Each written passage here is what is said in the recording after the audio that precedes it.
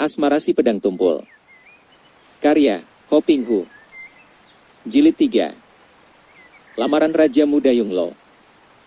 Baik, Yang Mulia, katanya, dan ia pun menyimpan kembali Jit Kong Kiam, menghadapi penjahat itu dengan tangan kosong. Ia tahu bahwa penjahat itu lihai, maka begitu menghadapinya, ia telah mengerahkan tenaga untuk memainkan Sem Xian Xin Chiang, ilmu peninggalan 3 orang gurunya yang amat ia andalkan. Karena Sem Xian Xin Chiang mengandung unsur ilmu-ilmu ketiga orang Sem Xian, maka selain dalam kedua tangan gadis itu mengandung tenaga Tian Te Sin Kang, tenaga sakti langit bumi, juga kedua telapak tangan mengepulkan uap putih karena ilmu itu mengandung pula Pekin Hoatsut, ilmu sakti awan putih, dari Pek Mao Xian Tioki. Melihat gadis itu benar-benar menghadapinya dengan tangan kosong, si kedok hitam menjadi berani dan nekat. Sambil mengeluarkan teriakan nyaring, dia pun menerjang dengan gerakan nekat sehingga seluruh tenaga dan kepandaiannya dia kerahkan untuk membunuh lawan. Dia tahu bahwa dia tidak mungkin dapat lolos dan entah bagaimana pula nasib 2 orang rekannya. Maka, sebelum tertawan dan dibunuh, dia harus dapat lebih dulu membunuh lawannya ini sehingga matinya tidak akan sia-sia. Akan tetapi, segera dengan pahit dia melihat kenyataan bahwa kalau tadi ketika mereka bertanding dengan pedang mereka masih dapat dibilang seimbang, kini setelah bertanding dengan tangan kosong, dia mendapat kenyataan bahwa gadis itu hebat bukan main ilmu silat tangan kosongnya. Kedua tangan yang mengepulkan uap putih itu mengandung tenaga yang membuat dia tergetar setiap kali mereka beradu lengan. Dan betapapun dia mendesak dan menerjang bertubi-tubi dengan cepat, tetap saja dia tidak mampu menyentuh tubuh lawannya yang bergerak luar biasa cepatnya, dengan langkah berputar-putar, yang aneh. Tiba-tiba saja tubuh lawannya lenyap dan tahu-tahu telah berada di kanan, kiri atau belakangnya. Setelah lewat 30 jurus, si kedok hitam merasa pening, matanya berkunang dan gerakannya kacau sehingga dia tidak lagi dapat melindungi dirinya dengan baik. Kesempatan itu dipergunakan oleh Kui Xiang untuk menghantamkan tangan kanannya ke arah kepala lawan. Ketika lawannya mengelak ke sebelah kirinya, ia menyambut dengan serangan intinya, yaitu jari tangannya yang kiri menotok. Terdengar bunyi bercuitan ketika ia menggunakan ilmunya yang mengandung totokan kiamci, jari pedang, dan tubuh lawan itu pun roboh terjengkang. Saking cepatnya gerakan jari tangan gadis itu, sukar dilihat dan tahu-tahu si topeng hitam itu terjengkang roboh dan tewas seketika karena tepat di tengah dahinya telah tertembus jari tangan Kui Xiang yang pada saat ia menggunakan ilmunya, tiada ubahnya sebatang pedang runcing. Raja Muda Yunglo bertepuk tangan memuji dengan hati girang dan kagum. Bagus sekali, Nona Lim. Yang Mulia, masih ada 2 orang penyerbu di belakang. Hamba akan melihatnya ke sana, kata Kui Xiang, dan tanpa menanti jawaban Raja Muda itu, ia pun sudah meloncat dengan cepat menuju ke belakang. Akan tetapi setelah tiba di gardu penjagaan, ia merasa kecewa. Ada 6 orang anak buahnya terluka, akan tetapi 2 orang yang dikeroyok anak buahnya tadi dapat meloloskan diri walaupun menurut keterangan anak buahnya, 2 orang itu lari sambil membawa luka di tubuh mereka. Ketika kedok sutra hitam itu dibuka dari wajah orang yang telah tewas, tidak ada yang mengenalnya, akan tetapi dari bentuk wajahnya, mudah diduga bahwa dia tentulah seorang Mongol atau setidaknya peranakan Mongol. Memang setelah menjajah selama hampir 1 abad lamanya, bangsa Mongol telah mempelajari banyak sekali ilmu-ilmu penduduk pribumi, bahkan banyak di antara mereka yang menjadi jagoan ahli silat yang tangguh. Pada keesokan harinya, setelah selesai mengadakan rapat pertemuan dengan para hulu balang, Raja Muda Yunglo masuk ke dalam ruangan duduk di belakang, lalu dia memanggil Kui Xiang agar datang menghadap karena ada urusan penting yang hendak dia bicarakan. Ketika Kui Xiang memasuki ruangan duduk di belakang, ruangan di mana Raja Muda itu suka mengadakan latihan silat, ia melihat Raja Muda Yunglo dalam pakaian ringkas, pakaian olahraga, duduk seorang diri di situ. Tidak tampak seorang pun pengawal di ruangan itu, maupun di luar ruangan. Hal ini mengejutkan dan mengherankan hati Kui Xiang yang menganggap Raja Muda itu sungguh kurang hati-hati membiarkan diri sendiri tanpa dikawal. Dikiranya bahwa Raja Muda itu akan mengajaknya berlatih silat, karena biasanya Raja Muda itu suka berbincang-bincang, bahkan berlatih silat dengannya. Yang Mulia, hamba tidak melihat seorang pun pengawal di sini. Sungguh berbahaya Paduka berada seorang diri saja. Raja Muda Yunglo tersenyum dan memberi isyarat dengan tangan agar wanita itu mengambil tempat duduk. Kui Xiang, duduklah. Mengapa berbahaya? Aku berada di dalam istana yang terkurung penjagaan rapat. Pula, aku bukan anak kecil atau orang lemah. Tidak suka aku kemana-mana harus dijaga pengawal. Pula, aku ingin berdua saja denganmu, ada yang hendak kubicarakan denganmu. Wajah gadis itu berubah kemerahan. Biasanya pangeran itu menyebutnya Nona atau Nona Lim, kenapa sekarang menyebut namanya begitu saja? Perubahan sebutan yang bukan tidak menyenangkan karena lebih akrab, akan tetapi juga membuat ia tersipu. Yang Mulia hendak membicarakan kepentingan apakah dengan hamba, tanyanya dengan suara biasa saja sambil duduk menghadapi Raja Muda itu, terhalang sebuah meja. Raja Muda Yunglo memandang wajah Kui Xiang, dan beberapa kali menarik napas panjang, agaknya sukar baginya untuk bicara. Yunglo merupakan seorang pangeran yang sejak dia kecil mengenal perjuangan ayahnya, mengenal perang. Bahkan dia, setelah dewasa, merupakan seorang di antara pangeran yang paling rajin membantu ayahnya untuk memperkuat kedudukan kerajaan Beng yang baru. Dia merupakan pangeran yang paling berjasa, paling cakap mengatur pasukan, maka oleh ayahnya, Kaisar Taichu pendiri kerajaan Beng, dia dipercaya untuk memimpin pertahanan yang paling berat dan penting, yaitu pertahanan terhadap bangsa Mongol yang tentu saja selalu berusaha untuk membangun kembali kekuasaan mereka di selatan yang sudah runtuh. Karena kemampuannya, dia diangkat menjadi Raja Muda oleh Kaisar, dan diberi hak dan kekuasaan di utara, dengan ibu kota Peking. Dan ternyata memang dia mampu. Raja Muda yang usianya 30 tahun lebih ini memang gagah. Alisnya berbentuk golok, matanya dengan kedua ujung agak menyerong ke atas itu lebar dan tajam sinarnya, hidungnya besar, mulutnya dan dagunya membayangkan keteguhan hati dan kemampuan besar, kumis dan jenggotnya terpelihara rapi.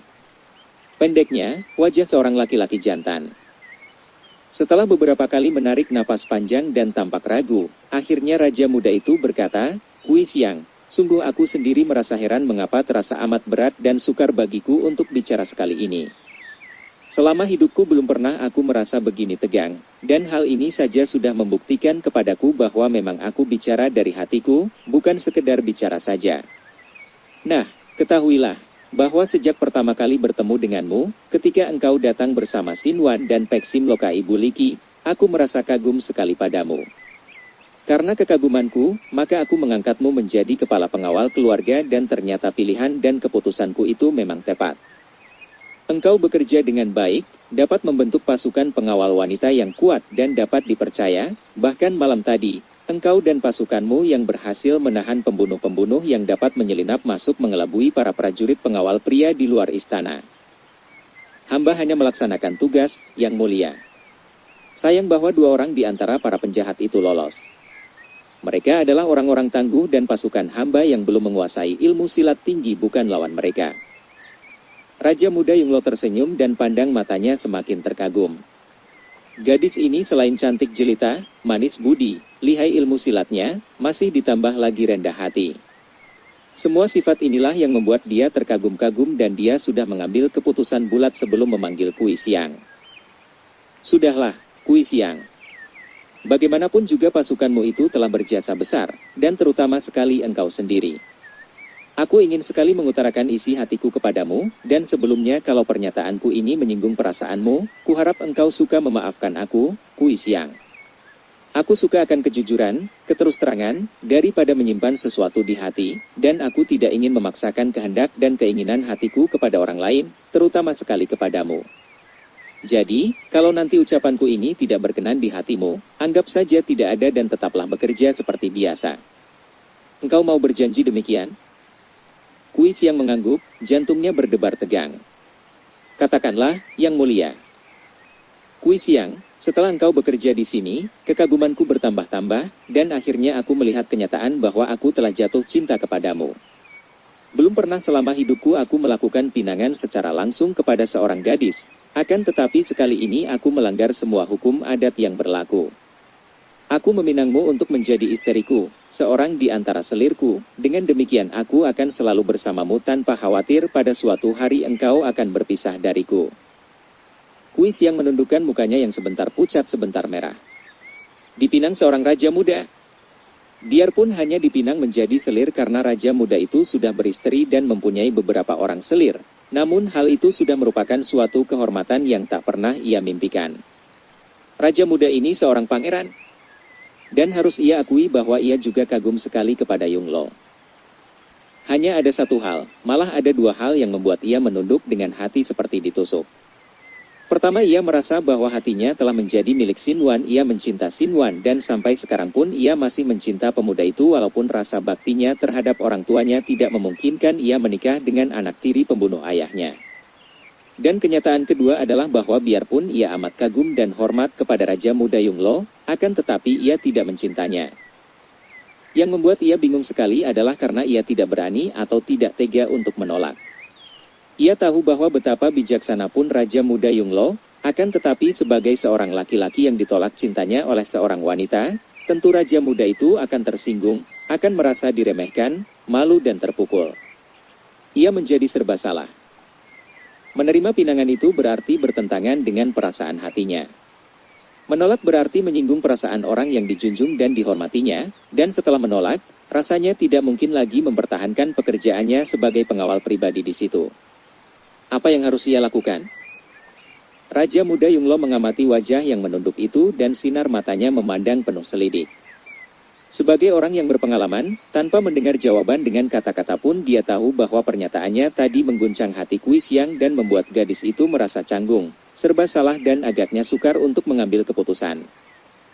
Kui Xiang, engkau tidak perlu bingung menghadapi pinanganku. Ketahuilah bahwa selama ini aku tidak pernah meminang gadis, dan semua wanita yang menjadi istri dan selir-selirku, hanya dihubungi seorang perantara yang menjadi utusan dan tak seorang pun di antara mereka ragu-ragu untuk menerima pinanganku. Akan tetapi engkau lain Kui Xiang. Aku tahu bahwa engkau adalah seorang gadis dari dunia persilatan, walaupun dahulu engkau putri bangsawan. Karena itu, aku melamar sendiri dan engkau pun bebas untuk menentukan jawabanmu. Andai kata engkau tidak setuju dan tidak dapat menerima pinanganku, jangan takut untuk memberi jawaban sejujurnya. Mendengar ucapan Raja Muda itu, Kui Xiang mengangkat muka memandang, sejenak dua pasang mata bertemu pandang, bertaut dan akhirnya Kui Xiang yang menundukkan mukanya. Yang mulia, maafkan hamba. Semua ini begitu tiba-tiba datangnya, dan tidak tersangka-sangka. Bagaimana mungkin hamba dapat menjawab seketika?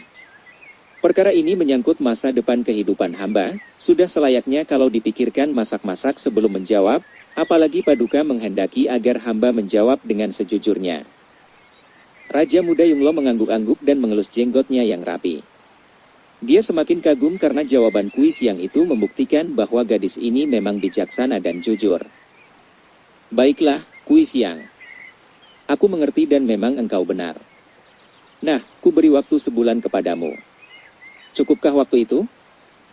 Kui Xiang menarik napas lega dan memandang kepada Raja Muda itu dengan sinar mata berterima kasih.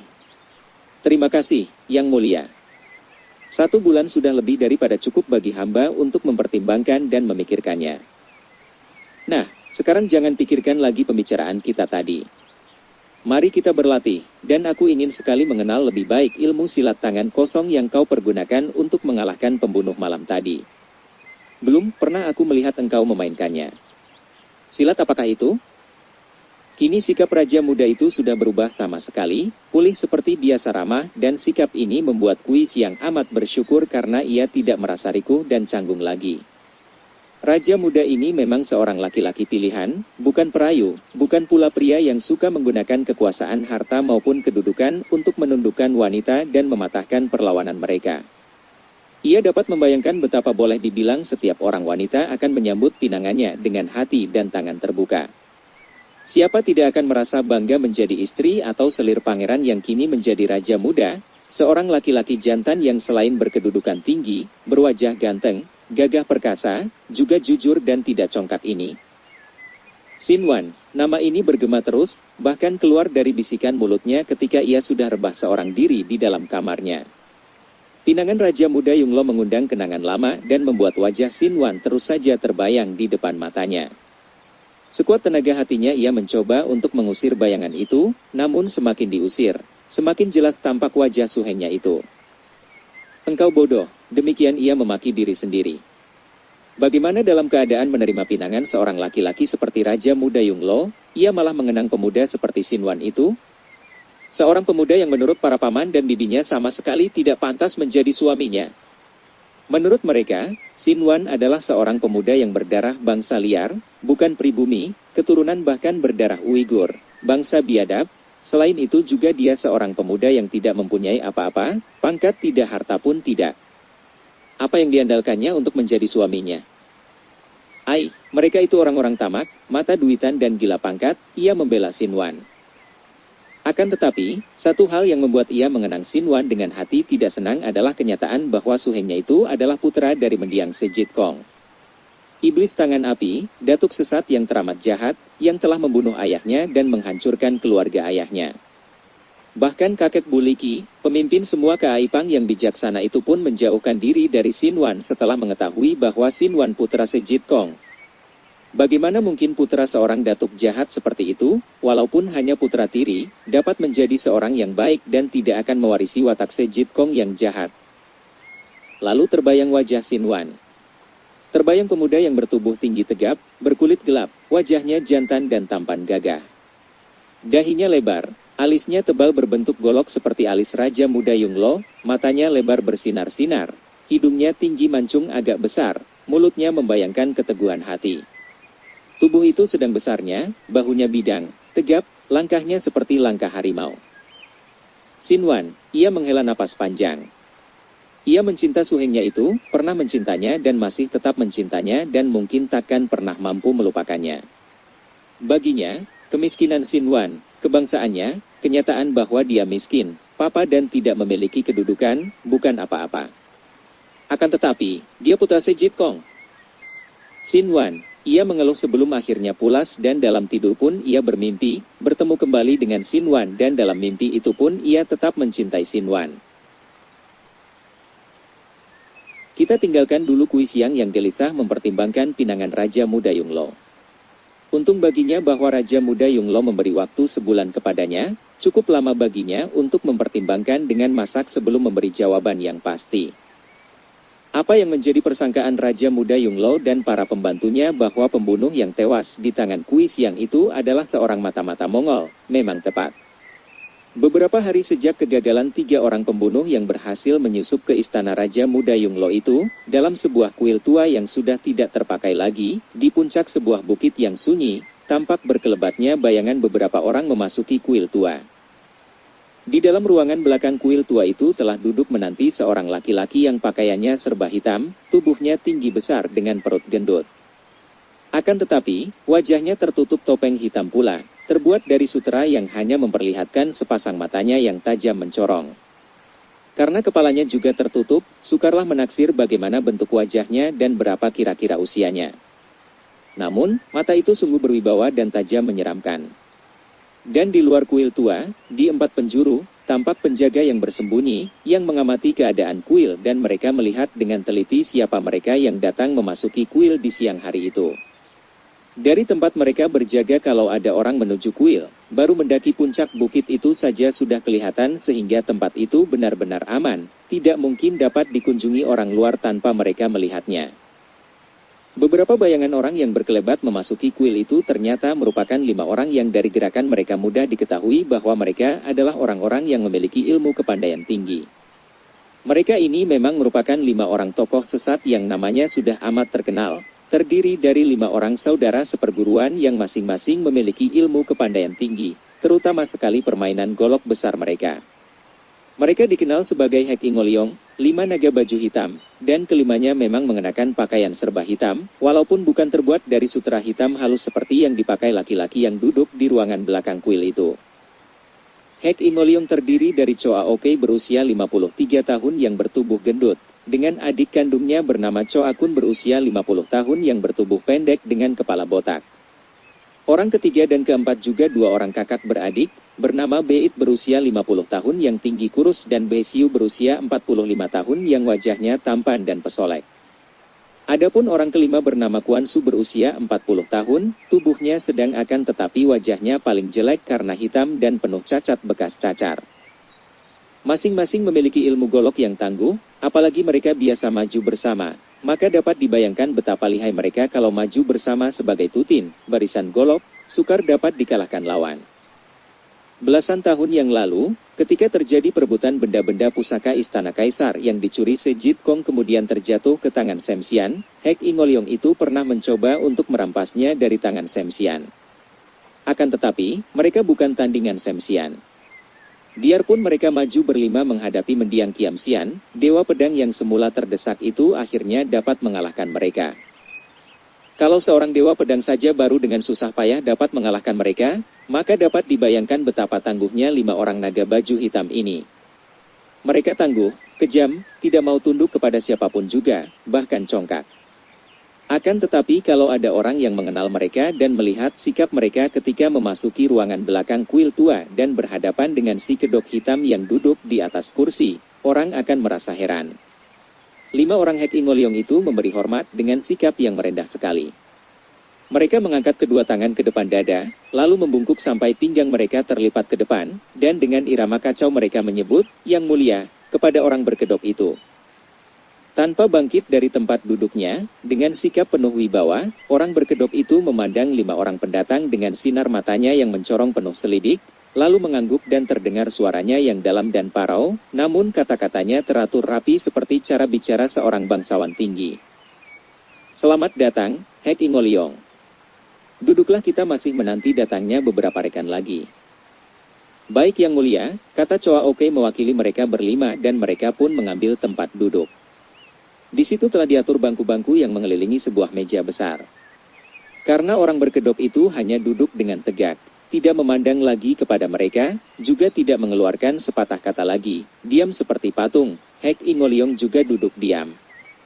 Bahkan 5 orang yang biasanya acuh dan tidak menghormati orang lain ini, yang biasa bersikap kasar dan mau menang seperti 5 ekor tikus berhadapan dengan seekor kucing yang galak.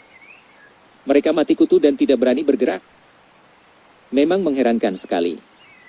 Akan tetapi kalau orang sudah tahu siapa si kedok hitam ini, tentu mereka mengerti mengapa Hek Ingoliong bersikap demikian takut. Mereka berlima juga tidak pernah melihat wajah asli si kedok hitam dan hanya mengenalnya sebagai Yang Mulia saja. Mereka hanya tahu bahwa si kedok hitam ini memiliki kepandaian tinggi, juga mempunyai anak buah yang rata-rata lihai bukan main. Yang membuat dia ditakuti adalah karena mudah saja dia membunuh orang, akan tetapi juga mudah memberi hadiah yang luar biasa royalnya. Hek Ingoliong sendiri sudah banyak menerima hadiah dari Yang Mulia, dan mereka tahu bahwa mereka berlima sama sekali bukan tandingan dari orang aneh itu. Mereka juga tahu bahwa Yang Mulia ini merupakan seorang di antara para pimpinan yang berusaha untuk membangun kembali kerajaan Mongol. Mereka bekerja secara rahasia, namun telah membuat jaringan yang kuat, mempunyai banyak anak buah yang dijadikan mata-mata dan tersebar di mana-mana. Tak lama kemudian, tampak ada 2 bayangan orang berkelebat dan muncul 2 orang yang berpakaian ringkas. Keduanya bertubuh tinggi kurus dan melihat usia mereka, tentu mereka berusia sekitar 40 tahun. Namun wajah keduanya pucat dan biarpun gerakan mereka masih ringan dan cepat, namun yang seorang agak terpincang dan seorang lagi membongkok. Ternyata keduanya menderita luka, seorang terluka di paha dan seorang lagi di punggung. Begitu tiba di ruangan itu, keduanya menjatuhkan diri dan memberi hormat dengan setengah berlutut kepada Yang Mulia. Sepasang mata di balik kedok itu berkilat menyambar. "Kalian yang telah gagal menunaikan tugas, duduklah dulu." Dengan wajah tampak pucat kedua orang itu bangkit, menggumamkan terima kasih lalu duduk di sudut terjauh dari tempat duduk si kedok hitam. Suasana sunyi, bukan saja amat mencekam bagi 2 orang itu, melainkan Hek Ingoliong yang biasanya tabah itu pun tampak saling pandang dan jelas bahwa mereka pun merasa tegang. Tak lama kemudian berkelebat bayangan lain dan di situ telah berdiri seorang laki-laki yang tubuhnya tinggi kurus, usianya 60 tahun lebih dan di punggungnya tampak sarung pedang yang terisi 2 batang pedang pasangan. Begitu tiba di ruangan itu dengan pandang matanya, kemudian melangkah maju menghadapi si kedok hitam dan memberi hormat dengan merangkap kedua tangan depan dada. "Yang Mulia, saya datang mewakili semua saudara saya seperti yang dikehendaki Yang Mulia." Orang berkedok itu memandang sejenak lalu mengangguk-angguk. "Engkau yang dijuluki Butek Kiammo, iblis pedang tanpa tanding, bukan? Engkau mewakili Butek Cap Sakui, 13 setan tanpa tanding. Duduklah." Orang yang dijuluki Butek Kiammo itu mengaturkan terima kasih lalu mengambil tempat duduk. Dia saling pandang dengan Hek Ingoliong, dan si iblis pedang tampak terkejut agaknya tidak mengira bahwa 5 orang pandai itu berada pula di situ. Akan tetapi dia tidak berani mengeluarkan kata apapun, dan di pihak 5 orang tokoh itu pun nampaknya menahan untuk tidak berkata apa-apa ketika mereka melihat hadirnya seorang di antara butek Cap Sakui, karena orang berkedok itu masih belum bergerak atau mengeluarkan kata-kata, agaknya masih menanti munculnya orang lain. Maka 8 orang yang sudah datang itu juga diam saja di atas bangku masing-masing, dengan sikap menunggu. Di antara mereka yang 8 itu, hanya Butek Yamo seorang saja yang berani mengangkat muka memandang kepada si kedok hitam. Hanya dia yang bersikap sebagai tamu, bukan sebagai hamba. Hal ini adalah karena baru sekarang Butek Yamo mendapat kesempatan menghadap Yang Mulia, tokoh baru yang menggemparkan dan yang sudah lama dia dengar namanya. Pula, dia belum menjadi hamba orang aneh ini.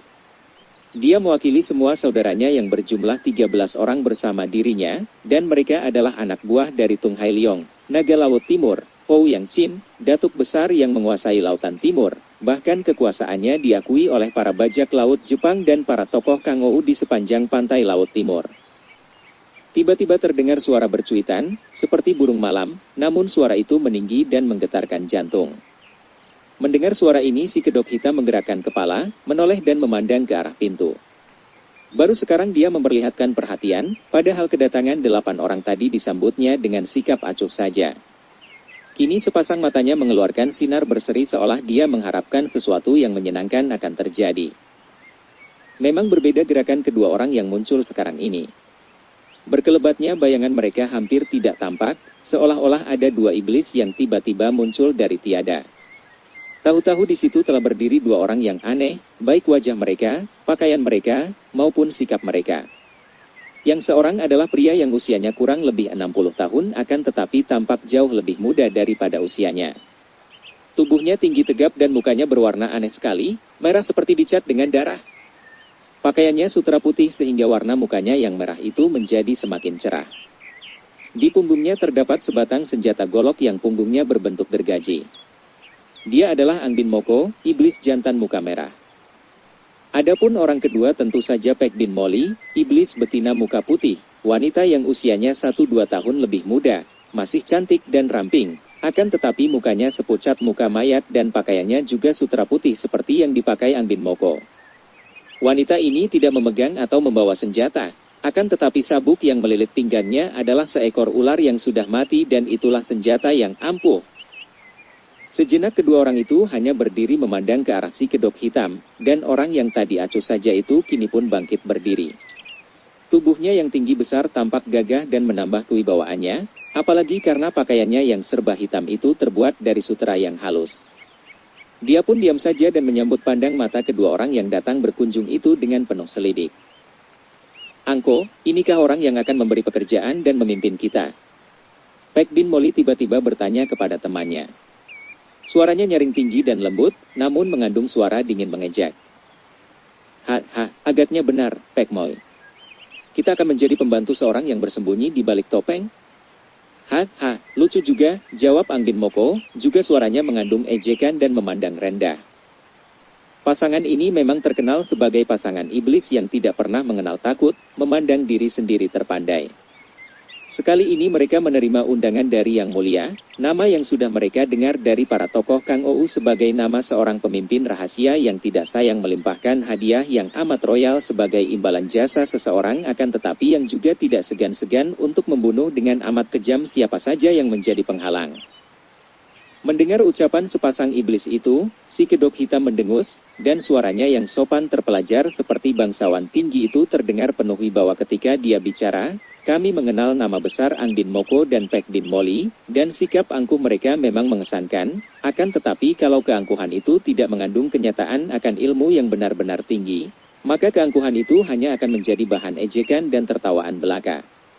Angbin Moko dan Pek Bin Molly, melihat sikap kalian, kami pun meragu dan tidak akan berani memperbantukan tenaga kalian tanpa lebih dahulu menyaksikan kemampuan kalian."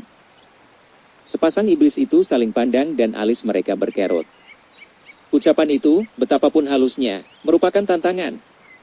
Mereka maklum bahwa orang berkedok yang hanya dikenal dengan sebutan Yang Mulia ini selain memiliki ilmu kepandaian tinggi, juga mempunyai anak buah yang banyak sekali, terdiri dari orang-orang lihai yang tentu kini banyak bersembunyi di sekitar tempat itu. Mereka bukan orang-orang bodoh yang mencari perkara dan memancing kesulitan bagi mereka sendiri. Akan tetapi mereka pun bukan orang-orang yang membiarkan setiap tantangan lewat tanpa menyambutnya. Angbin Moko menghadapi si kedok hitam dan matanya mengeluarkan sinar berkilat. Yang mulia, apakah ucapan yang mulia itu merupakan tantangan ataukah sekedar ujian? Suara di balik kedok itu terkekeh, juga kekeh yang sopan. Heh, kalian berdua kami undang bukan untuk dijadikan musuh, melainkan diajak bekerja sama. Tentu saja kami hanya ingin menguji apakah sesuai benar tingkat kepandaian kalian dengan nama besar dan sikap kalian. Bagus sekali. Paek bin Molly berteriak nyaring. Siapa yang akan menguji kami dan bagaimana pula caranya? Sikap dan suaranya menantang dan mukanya yang sepucat muka mayat itu tampak cantik akan tetapi mengerikan, matanya jelalatan memandang ke sekeliling seolah mencari musuh. Karena kalian merupakan orang-orang yang amat terkenal, biarlah kami yang akan menguji. Kalian boleh maju bersama dan kalau dalam 10 jurus kalian mampu mengalahkan kami, maka kalian boleh menjadi pembantu kami dengan menentukan sendiri besarnya upah kalian. Yang mulia, si kedok hitam. Sepasang iblis itu saling pandang dan keduanya menyeringai. Mengeroyok selama 10 jurus, dan orang ini menjanjikan kalau mereka menang boleh menentukan sendiri besarnya upah mereka. Orang ini tentu gila, dan juga tentu kaya bukan main. Bagaimana kalau kami gagal? Kalau kalian gagal dan tewas, kami akan menguburkan jenazah kalian baik-baik. Akan tetapi kalau kalian gagal dan tidak tewas, kalian boleh menjadi pembantu kami. Akan tetapi kami yang akan menentukan besarnya upah kalian. Kembali sepasang iblis itu saling pandang, dan mereka tertawa. Orang ini tentu gila, pikir mereka. Bagaimana mungkin dapat bertahan terhadap pengeroyokan mereka selama 10 jurus? Dan membayangkan kemungkinan dia dapat menewaskan mereka dalam 10 jurus. Gila. Tiba-tiba Angbin Moko tertawa bergelak. Baik. Kami setuju, dan tanpa menggerakkan bibirnya, dia mengirim suara kepada Paek bin Molly, kita lucuti kedoknya. Mengirim suara seperti itu hanya dapat dilakukan oleh orang yang memiliki tenaga sakti yang amat kuat. Hanya getaran suara saja yang mengudara dan ditangkap oleh orang yang dikirimi suara, telinga lain tidak dapat mendengar apa-apa. Akan tetapi, betapa kaget hati sepasang iblis itu ketika terdengar si kedok hitam berkata tenang. Jangan harap kalian dapat melakukan niat itu. Nah, kalian mulailah. Tiba-tiba tubuh yang tinggi besar itu melayang ke kiri, ke arah ruangan yang cukup luas. Tubuhnya berdiri tegak lurus dengan perut menggendut, hanya sepasang mata di balik kedok itu saja yang tampak hidup, mencorong dan penuh kewaspadaan. Sepasang iblis itu belum bergerak dari tempat mereka berdiri. Angbin Moko yang bersikap hati-hati segera bertanya. Yang mulia, selama 10 jurus ini, kita bertanding dengan tangan kosong ataukah bersenjata? Si kedok hitam kembali terkekeh sopan. Heh, kami mendengar bahwa golok gergajimu dan sabuk ular Paek bin Molly hanya untuk menakut-nakuti lawan saja. Akan tetapi yang lebih ampuh adalah Toat Beng Tok Chiang dan Toukuchi kalian. Benarkah itu? Kembali sepasang iblis itu saling pandang. Hebat juga orang ini. Tentu memiliki 1000 telinga maka dapat mengetahui ilmu simpanan mereka. Dan setelah mengetahui, masih berani menantang mereka berdua untuk mengeroyoknya. Ini saja sudah membuktikan bahwa orang itu tentu memiliki sesuatu yang dapat dia andalkan untuk menandingi kedua ilmu baru mereka. Angbin Moko memberi isyarat kepada Paek bin Molly dan keduanya menggerakkan tubuh. Bagaikan 2 ekor burung Raja Wali, tubuh mereka melayang ke depan si kedok hitam. Gerakan mereka demikian ringan dan gesitnya, membuat mata di balik kedok itu bersinar-sinar gembira. Dia telah mendapatkan 2 orang pembantu yang boleh diandalkan, pikir si kedok hitam. 2 orang ini jauh lebih pandai dibandingkan Cap Sakui maupun Moliong. Biarpun hanya melalui pandang mata, Angbin Moko dan Paek bin Molly sudah dapat saling memberi isyarat. 2 orang ini memang kompak sekali, bukan saja mereka berdua berasal dari saudara seperguruan, akan tetapi mereka juga sama-sama merangkai ilmu-ilmu silat, dan lebih dari itu, hubungan mereka juga sebagai kekasih atau suami istri. Setelah saling pandang memberi isyarat, kedua orang itu lalu mengerahkan tenaga sakti sehingga kedua tangan mereka, dari ujung jari sampai sebatas siku, berubah warnanya menjadi kehijauan. Itulah tandanya bahwa mereka telah mengerahkan tenaga dari ilmu Toat Beng Tok Chiang, tangan beracun pencabut nyawa. Yang mulia, waspadalah, kami akan menggunakan Toat Beng Tok Chiang, teriak Ang Bin Moko. Bagaimanapun juga, dia pun tahu bahwa orang berkedok ini memiliki banyak sekali anak buah yang tentu sudah siap di tempat itu. Kalau dia dan Paik Bin Molly kesalahan tangan sampai membunuh orang ini, tentu keadaan akan menjadi runyam dan mereka berdua dalam bahaya. Walaupun mereka tidak takut, akan tetapi menguntungkan bagi mereka, bahkan hanya merepotkan saja. Itulah sebabnya maka Ang Bin Moko sengaja meneriakkan peringatan ini, hal yang biasanya tak pernah dia lakukan. Biasanya, kalau dia hendak membunuh atau menyerang orang, dia melakukannya dengan tiba-tiba dan tanpa memberi peringatan sama sekali. Maklum bahwa ilmu pukulan kedua orang itu memang berbahaya sekali, si kedok hitam juga tidak bersikap lengah atau memandang rendah. Dia berdiri dengan kedua kaki terpentang lebar, kokoh kuat seperti pagoda besi. Kedua lutut ditekuk sehingga membentuk siku-siku, kedua lengannya disilangkan di depan dada, dengan jari tangan terbuka, akan tetapi kalau jari-jari tangan yang lain agak melengkung, kedua jari telunjuknya lurus menunjuk ke atas dan kedua jari tangan itu berubah warna. Kini menjadi hitam seperti arang.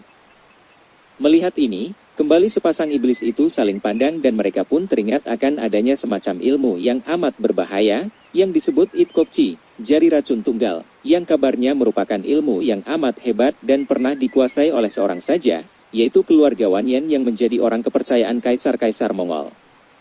Akan tetapi, mereka tahu bahwa pemilik ilmu itu sudah tewas dalam pertempuran ketika kerajaan Mongol jatuh. Apakah orang ini telah mewarisi ilmu itu? Ang Bin Moko dan Paik Bin Molly, aku telah siap, kata si kedok hitam. Sepasang iblis itu lalu mengerahkan tenaga dan menggerakkan tangan mereka, memukul dari jarak jauh ke arah lawan.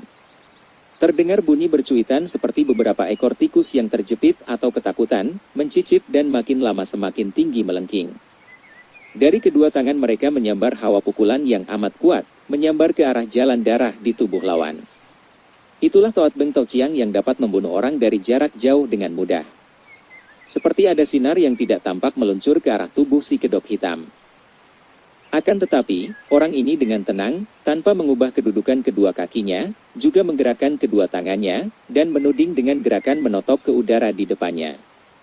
Terdengar bunyi mendesir keluar dari jari-jari telunjuk yang hitam itu dan ada hawa menyambar keluar mengeluarkan uap hitam. Tenaga yang keluar dari kedua telunjuk ini seperti perisai menangkis hawa pukulan Toat Beng Tok Chiang sehingga pukulan jarak jauh itu terpental kembali. Tentu saja Ang Bin Moko dan Paik Bin Molly terkejut dan merasa penasaran bukan main. Selama memiliki ilmu baru itu, belum pernah mereka gagal mempergunakannya. Dari puluhan orang yang pernah mereka hadapi, baru seorang pemuda saja yang mampu mengelak dan menangkis Toat Beng Tok Chiang, yaitu Sin Wan murid Sem Xian. Akan tetapi pemuda itu pun hanya mengelak dan menangkis dengan pukulan yang mengeluarkan uap putih, bukannya langsung menyambut dengan totokan jarak jauh seperti yang dilakukan si kedok hitam ini. Mereka mengerahkan tenaga dan melanjutkan serangan mereka, berbareng akan tetapi berpencar, mereka menyerang dari kanan kiri. Si kedok hitam tetap mempergunakan totokan jarak jauh satu tangan yang mengeluarkan uap hitam, dan sampai 5 jurus lamanya, kedua iblis itu sama sekali tidak pernah mampu mengenai sasaran dengan pukulan jarak jauh mereka, apalagi merobohkan. Ang Bin Moko memberi isyarat kepada Paik Bin Molly dan kini keduanya berlompatan menerjang lawan dengan ilmu mereka yang kedua, yaitu Toukuchi, jari penembus tulang, ilmu totokan yang amat keji karena dilatihnya menggunakan banyak tengkorak manusia. Celakalah lawan yang terkena totokan jari tangan mereka. Jari tangan mereka dapat menembus tulang dan sekali mengenai kepala, jari-jari tangan itu akan menembus otak. Kini, sepasang iblis itu menyerang dengan Toukuchi, keduanya mendesak dan mencari kesempatan untuk mencengkeram ke arah muka lawan. Dan merenggut lepas kedok sutra hitam. Akan tetapi, si kedok hitam memang bukan orang sembarangan. Sebelum menantang sepasang iblis itu, tentu saja dia telah melakukan penyelidikan terlebih dahulu tentang kemampuan sepasang iblis itu. Dia tahu pula akan kedahsyatan Toukuchi, dan dia memang sudah siap siaga menghadapi ilmu dari sepasang iblis itu. Karena itulah maka tadi dia sengaja menantang selama 10 jurus, karena kalau lebih lama dari itu, terpaksa dia harus menggunakan tangan maut untuk mencapai kemenangan. Kalau hanya 10 jurus, dia yakin akan mampu mempertahankan diri. Sepasang iblis itu menjadi terkejut bukan main ketika melihat betapa tubuh si kedok hitam itu berpusing seperti gasing dan dari putaran itu keluar angin menyambar-nyambar. Tubuh itu tidak tampak, hanya bayangan hitam berpusing amat cepatnya. Karena ini, terpaksa serangan Toukuchi tidak dapat diarahkan ke sasaran yang tepat, hanya ngawur saja asal mengenal tubuh lawan. Namun, betapa sukarnya mengenai tubuh yang berpusing itu karena dari situ terasa ada angin pukulan yang amat kuat menyambar-nyambar, bahkan dapat menyeret mereka seperti pusaran angin puyuh. Mereka berdua berusaha sekuatnya untuk memasukkan totokan dan mengenai tubuh lawan. Satu kali saja mengenai lawan, tentu jari mereka akan meninggalkan bekas dan berarti mereka menang. Akan tetapi, pada jurus kelima ketika sepasang iblis itu menjadi lebih nekat untuk mencapai kemenangan pada jurus terakhir sehingga mereka menubruk ke depan menerobos putaran angin, tiba-tiba tubuh mereka terdorong dan terhuyung ke belakang oleh tangkisan lengan yang amat kuat mengenai lengan mereka dari samping. Mula-mula Paik Bin Molly yang terdorong ke belakang, disusul Ang Bin Moko yang terhuyung. Putaran bayangan hitam itu berhenti dan si kedok hitam sudah berdiri tegak di depan mereka. 10 jurus telah lewat dan mereka berdua harus mengakui bahwa selama itu, jangankan merobohkan si kedok hitam, menyentuh tubuhnya pun mereka tidak mampu. Diam-diam mereka terkejut dan menduga-duga siapa sebenarnya si kedok hitam yang amat lihai ini. Bagus, bagus, kalian memang lihai sekali dan pantas menjadi pembantu utama kami, kata si kedok hitam. Dalam 10 jurus, biarpun kalian tidak mampu mengalahkan kami akan tetapi kami pun sama sekali tidak sempat untuk balas menyerang. Untuk menyatakan kegembiraan hati kami menghadiahkan benda ini kepada kalian, kalau kalian menerimanya, berarti kalian sanggup untuk membantu kami dengan setia. Si kedok hitam mengeluarkan 2 butir mutiara hitam yang besar dan indah dari saku bajunya dan memberikan 2 butir benda berharga itu kepada Ang Bin Moko dan Paik Bin Molly dengan dilemparkannya kepada mereka. Sepasang iblis itu menangkap mutiara itu dan wajah mereka berseri. Mereka mengenal benda berharga dan kagum akan keroyalan si kedok hitam. Kami telah mengaku kalah, mulai hari ini kami berdua siap melaksanakan semua perintah yang mulia, kata Ang Bin Moko sambil menyimpan mutiara hitam itu. Hamba senang sekali dapat menghambakan diri kepada Yang Mulia, dengan harapan kelak kalau usaha Yang Mulia berhasil, tidak akan melupakan hamba, kata pula Paik Bin Molly dengan senang. Tentu saja, kami tidak pernah melupakan jasa seorang pembantu, juga tidak pernah membiarkan begitu saja mereka yang telah merugikan kami. Nah, silakan kalian duduk karena kita akan membicarakan urusan pekerjaan yang amat penting. Akan tetapi sebelum itu, ingin kami bicara dengan orang yang telah mengecewakan hati kami dan amat merugikan gerakan perjuangan kami. Ang Bin Moko dan Paik Bin Molly mengambil tempat duduk, dan mendengar ucapan itu, 2 orang yang datang lebih dahulu dan yang menderita luka di paha dan punggung, segera bangkit dari bangku dan menghampiri orang berkedok hitam, lalu menjatuhkan diri berlutut di depan kakinya dalam jarak 4 meter lebih.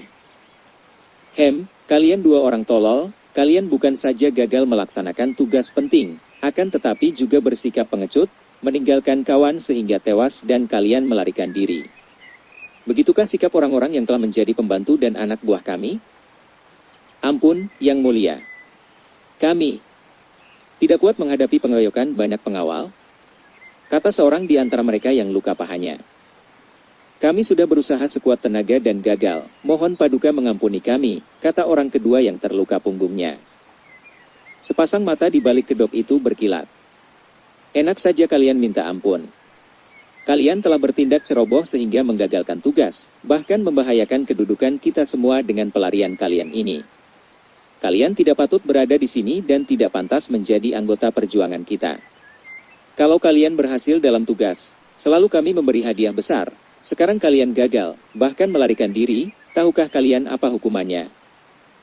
Dengan tubuh gemetar 2 orang itu membentur-benturkan dahi di lantai sambil minta ampun. Akan tetapi, si kedok hitam itu menggerakkan kedua tangannya, telunjuknya berubah hitam arang dan ditudingkan ke arah kedua orang itu. Seperti ada sinar hitam mencuat dari kedua jari telunjuk itu, menyambar ke depan, ke arah kepala 2 orang itu. Mereka terjengkang, tanpa mengeluarkan suara lagi karena mereka telah tewas dengan muka berubah hitam arang.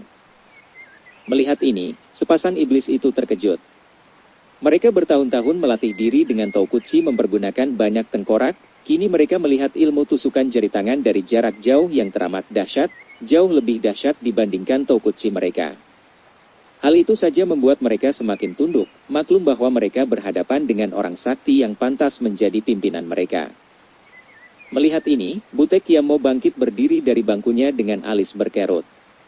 Dia bukan anak buah si kedok hitam, dan dia datang sebagai utusan Tung Hai Liong, datuk yang kekuasaannya seperti raja saja di Lautan Timur.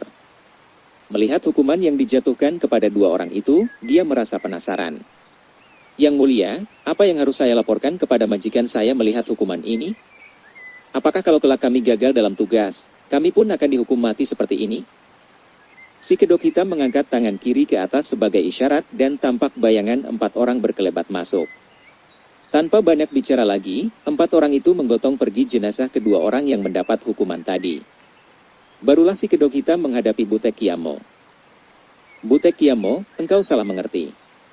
2 orang ini adalah anak buah kami, dan di antara kami sudah ada peraturan yang tidak boleh dilanggar. Kalian yang hadir ini lain lagi, bukan anak buah kami melainkan sahabat yang akan diajak bekerja sama. Tentu saja peraturan yang dikenakan kepada anak buah kami tidak berlaku untuk kalian. Yang dihukum bukan hanya kegagalan mereka, akan tetapi karena mereka berdua melarikan diri dan meninggalkan seorang rekan yang tewas. Nah, mengertikah engkau sekarang? Butek Kiamo mengangguk dan duduk kembali.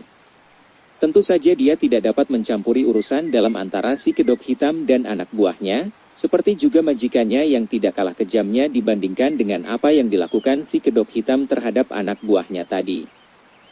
Setelah mereka duduk, 2 orang anak buah si kedok hitam datang menyuguhkan arak dan makanan kecil, lalu mereka meninggalkan ruangan itu pula. Choa Oke, orang pertama dari Hek Ingoliong tak dapat menahan keinginan tahunya dan bertanya, Yang mulia, tugas apakah yang telah gagal dilakukan 3 orang anak buah paduka itu? Semua orang mendengarkan penuh perhatian, ingin tahu jawaban orang aneh yang penuh rahasia itu. Kami mengirim 3 orang anak buah kami menyusup ke istana Raja Muda Yunglo untuk membunuhnya. Akan tetapi, mereka bukan hanya gagal, bahkan seorang yang kami percaya memiliki kemampuan, telah tewas dan 2 orang tadi melarikan diri membawa luka-luka.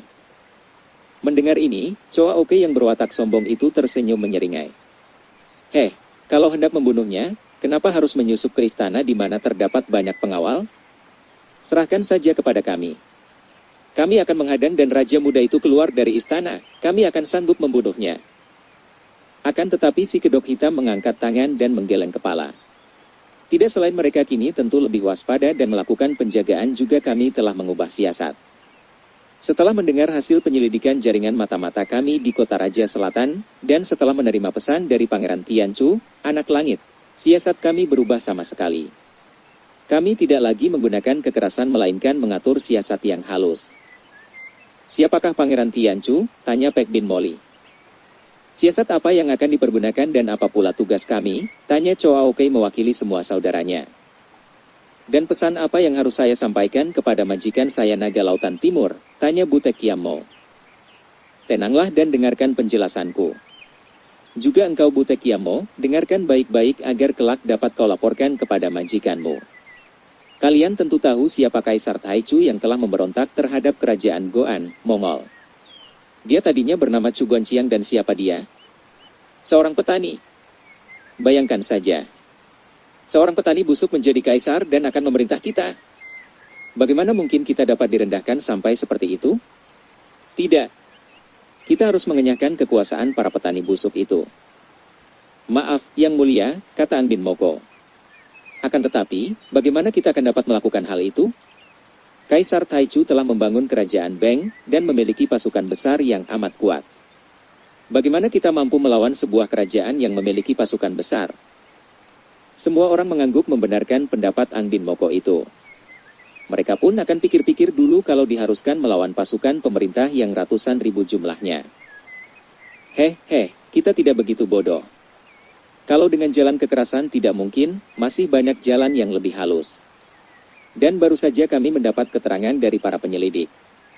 Kalian dengarkan baik-baik siasat yang akan kami atur. Dengan suara yang halus dan jelas, si kedok hitam lalu menggambarkan rencana siasatnya. Mula-mula dia menceritakan keadaan keluarga Kaisar, betapa Kaisar telah mengangkat Pangeran Yunglo menjadi Raja Muda di Peking karena pangeran ini memang ahli dalam mengatur pasukan untuk menahan gelombang serangan orang-orang Mongol yang hendak merebut kembali kekuasaannya di selatan. Nah, Raja Muda Yunglo, walaupun bukan pangeran sulung, bukan pangeran mahkota karena dia lahir dari selir, tentu saja menganggap dirinya sebagai pangeran yang paling gagah, paling cakap untuk kelak menggantikan ayahnya. Akan tetapi dia harus mengalah terhadap Pangeran Mahkota, putra pertama kaisar dari Permaisuri, yaitu Pangeran Chu Huisan yang telah ditetapkan kelak menggantikan ayahnya karena dia pun merupakan putra sulung. Dan di antara kedua pangeran ini seperti terdapat persaingan, dan akan mudah dicetuskan api permusuhan antara Raja Muda Yonglo dan kakaknya, Pangeran Mahkota Chu Huisan. Inilah jalan yang kami maksudkan, cara halus yang kalau berhasil, jauh lebih menguntungkan daripada sekedar penyerbuan dan pertempuran. Akan tetapi bagaimana caranya, Yang Mulia? Kami berdua masih belum jelas benar, walaupun sudah mengerti apa yang Paduka maksudkan dengan cara yang halus tanpa kekerasan itu, kata Pek Bin Moli. Jalan satu-satunya adalah melakukan penyusupan ke dalam istana Pangeran Mahkota. Kita harus mengobarkan persaingan itu menjadi permusuhan. Sukar untuk mempengaruhi Raja Muda Yonglo karena wataknya keras dan dia dapat berbahaya. Akan tetapi, Pangeran Chu Huisan adalah seorang pangeran yang lemah dan kita akan dapat mempengaruhinya. Nah, menyusup ke istana Pangeran Mahkota dan mempengaruhinya merupakan satu di antara tugas kita. Ada pula tugas lain yang tidak kalah pentingnya.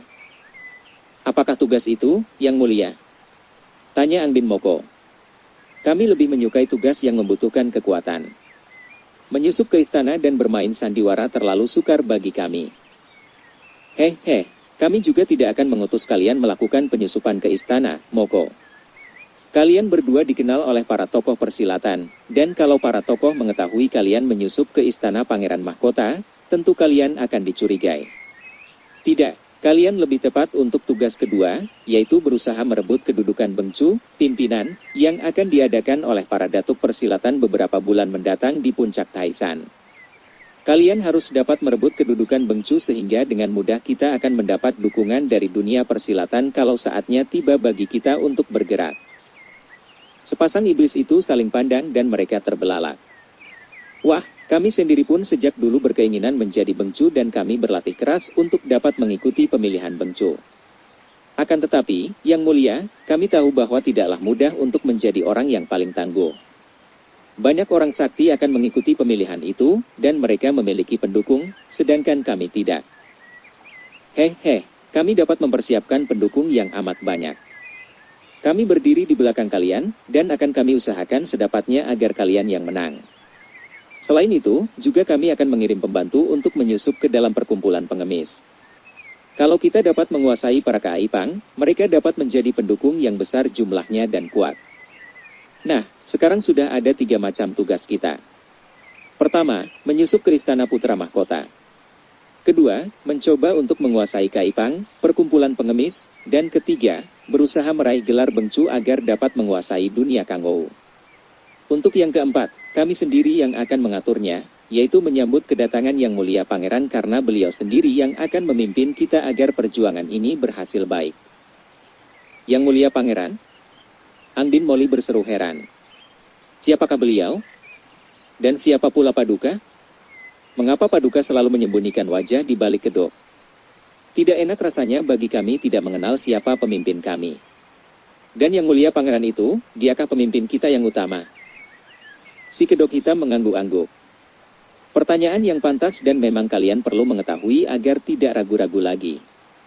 Ketahuilah bahwa perjuangan kita ini dipimpin langsung oleh Pangeran Yaluta yang mulia, bijaksana dan memiliki ilmu kepandaian tinggi. Beliau yang menjadi pemimpin besar dan selama ini beliau mewakilkan kepada kami.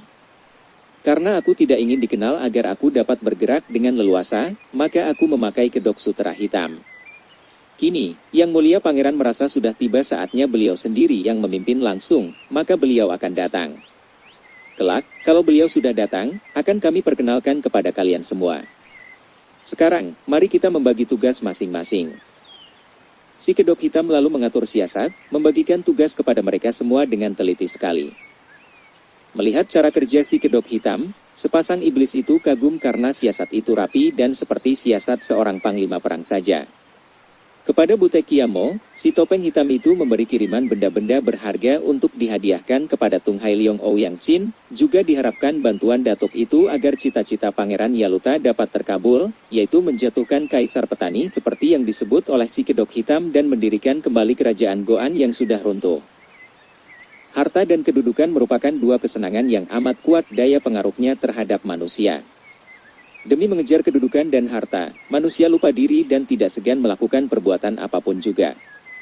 Membunuh, merampok, menipu, berkhianat, apa saja akan dilakukan demi mendapatkan harta atau kedudukan yang diinginkannya. Kalau sudah begini, manusia kehilangan harga dirinya sebagai manusia, sebagai makhluk yang mendapatkan anugerah paling besar dari Sang Pencipta.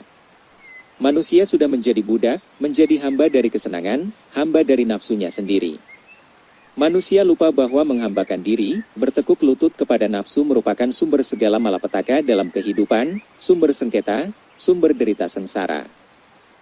Harta kekayaan yang tadinya dibayangkan sebagai sumber segala kesenangan, akhirnya hanya menjadi sumber kegelisahan, takut akan kehilangan, sumber sengketa dan perebutan, dan kesenangan yang dihasilkan oleh adanya harta hanya menjadi kesenangan palsu yang membosankan. Pengejaran terhadap harta dan kedudukan membutakan hati, merusak pertimbangan, membuat kita tidak sadar bahwa kita telah melakukan hal-hal yang amat tidak baik, jahat atau merugikan orang yang pada akhirnya akan membuahkan buah yang pahit, yang harus kita makan sendiri. Kita terkadang silau oleh tujuan, buta akan cara yang kita pergunakan untuk pengejaran mencapai tujuan itu. Bagaimana mungkin cara yang kotor bisa menghasilkan sesuatu yang bersih? Tujuan merupakan akibat, merupakan hasil daripada caranya. Cara tidak terpisah dari hasilnya. Kaisar Taichu, pendiri kerajaan Beng, Terang, adalah seorang yang pandai. Biarpun ia terlahir sebagai anak petani, namun berkat pengalaman dan kepemimpinannya, dia berhasil menyusun kekuatan, menarik dukungan hampir seluruh rakyat dan akhirnya berhasil pula menumbangkan kekuasaan Mongol yang sudah menjajah selama hampir 100 tahun itu. Dan dia pun maklum bahwa orang-orang Mongol tentu saja tidak rela melepas kekuasaan mereka dan pasti mereka akan selalu berusaha untuk merebut kembali tahta kerajaan. Oleh karena itu, maka dia pun mengangkat putranya yang sejak muda memiliki kemampuan seperti dia, yaitu pandai mengatur pasukan, Pangeran Yunglo, sebagai raja muda di Peking sehingga putranya itu akan menjamin bahwa orang-orang Mongol tidak akan menyeberangi tembok besar. Juga dia mengerahkan kekuatan untuk melakukan penjagaan di perbatasan, mempertahankan kedaulatan kerajaan Beng. Untuk tugas-tugas ini, dia memiliki banyak pembantu. Para panglimanya adalah orang-orang yang cakap, di antaranya yang menjadi orang kepercayaannya adalah Jenderal Shutea dan Jenderal Yauti. Kedua orang jenderal ini merupakan panglima-panglima perang yang pandai dan merekalah yang mengatur semua penjagaan, walaupun keduanya tetap tinggal di kota raja. Jasa keduanya amat besar dalam meruntuhkan kerajaan Goan, Mongol, maka Kaisar memberi mereka kedudukan tinggi yang membuat mereka berdua dapat menetap di kota raja dan sekali-sekali saja melakukan peninjauan ke perbatasan. Di kalangan sipil, Kaisar Taichu juga mempunyai banyak menteri yang pandai. Seorang kaisar memang harus dapat mempergunakan orang-orang pandai kalau dia menghendaki kemajuan dalam pemerintahan yang dikendalikannya. Kaisar Taichu yang kini telah berusia 60 tahun itu mempunyai banyak anak dari para selirnya, akan tetapi dari permaisuri, dia hanya mempunyai seorang putra, yaitu Pangeran Chu Huisan yang diangkat menjadi putra mahkota. Hanya ada satu hal yang kadang merisaukan hati sang kaisar, yaitu melihat betapa putranya yang menjadi pangeran mahkota itu dianggapnya tidak memiliki kewibawaan dan kekuatan yang patut membuat dia menjadi calon kaisar, tidak seperti putranya yang kini menjadi raja muda di Peking. Pangeran mahkota yang sudah berusia 40 tahun itu lemah dan hanya berfoya-foya saja, sama sekali tidak memperdulikan urusan pemerintah. Padahal, putra mahkota itu sudah cukup dewasa, bukan kanak-kanak lagi. Dia sudah mempunyai beberapa orang anak, dari istrinya mempunyai seorang anak laki-laki yang sudah berusia 6 tahun dan bernama Pangeran Chu Song, sedangkan dari para selirnya, dia juga mempunyai beberapa orang anak. Bahkan ada putrinya yang sudah berusia 18 dan 17 tahun. Namun, tetap saja pangeran mahkota ini berwatak kekanak-kanakan dan selalu mengejar kesenangan. Tidak mengherankan apabila dia dikelilingi penjilat-penjilat yang memanfaatkan kelemahannya untuk mendapatkan keuntungan darinya. Pangeran Chu Huisan hidup bermewah-mewah, setiap hari hanya berpesta, bermain judi, bahkan dia terkenal sekali di antara rumah-rumah pelesir yang dikunjunginya secara diam-diam dan menyamar, tentu saja atas anjuran para penjilat yang menjadi teman-temannya, yaitu para pemuda bangsawan putra para pejabat tinggi di kota raja. Pangeran Mahkota dan teman-temannya itu merupakan sebuah gerombolan bangsawan yang mempunyai tukang-tukang pukul sendiri, dan kadang mereka melakukan hal-hal yang tidak pantas seperti merampas barang berharga yang mereka senangi dari siapa saja, dan tidak jarang mereka merampas seorang gadis cantik dan menculiknya dengan kekerasan. Tak seorang pun berani menentang mereka, karena pemimpin gerombolan itu adalah Pangeran Mahkota. Bahkan tidak ada yang berani melapor kepada Kaisar yang amat menyayang putra mahkota ini, sehingga Kaisar sendiri tidak tahu akan sepak terjang calon penggantinya itu. Bersambung ke jilid 4. Dukung kami dengan subscribe, follow, like, komen dan share. Terima kasih.